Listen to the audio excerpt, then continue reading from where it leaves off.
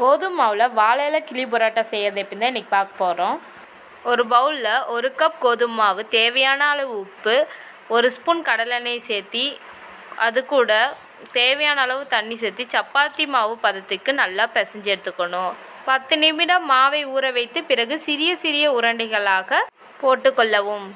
சப்பாத்திக்கு மாதிரி தேய்த்து எடுத்துட்டு 1 ஸ்பூன் எண்ணெயை ஃபுல்லாக அப்ளை பண்ணிக்கணும். பிறகு படத்தில் காமிச்சிருக்க மாதிரி நல்லா ஃப்ரண்ட் அண்ட் பேக் நல்லா மடித்து எடுத்துக்கணும். பிறகு கோதுமை மாவை ஃப்ரண்ட் அண்ட் பேக் நல்லா அப்ளை பண்ணிக்கிறோம். எதுக்கு பண்ணுறோன்னா மாவு ஒட்டாமல் இருக்கிறதுக்காக அப்ளை பண்ணுறோம். பிறகு சப்பாத்திக்கு மாதிரி நல்லா தேய்ச்சிக்கணும். தவாவில் எண்ணெயை அப்ளை பண்ணிக்கிட்டு சப்பாத்தியை ஃப்ரண்ட் அண்ட் பேக் நல்லா வேக வச்சு எடுத்துக்கணும். வாழை இலையை லைட்டாக தீயில வாட்டி எடுத்து வச்சுக்கணும்.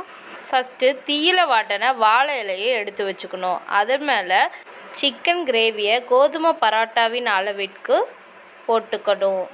பிறகு அதன் மீது கோதுமை பரோட்டாவை வைத்து கொள்ளவும். அதில் கிரேவியோடு சிக்கன் பீஸுகளையும் வைத்து கோதுமை பரோட்டா முழுவதும் படும்படி வைக்கவும். அது மேலே கோதுமை பரோட்டாவை வச்சு சிக்கன் கிரேவியை நல்லா அப்ளை பண்ணிக்கணும்.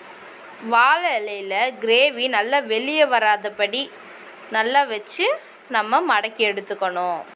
வாழை இலையை நம்ம எதுக்கு தீயில வாட்டினோன்னா மடக்கிற போது கிளியாமல் இருக்கிறதுக்காகத்தான் பண்ணணும். தவாவில் கொஞ்சம் ஆயிலை ஊற்றி வாழை இலையை திருப்பி திருப்பி போட்டு நல்லா வேக வச்சு எடுத்துக்கணும். இப்போ பாருங்கள், நம்மளோட வாழை இலை கிளி பரோட்டா ரெடி ஆயிருச்சு. இங்கே பாருங்கள் எவ்வளோ சாஃப்டான வாழை இலை கிளி பரோட்டா ரெடி ஆயிருக்கு.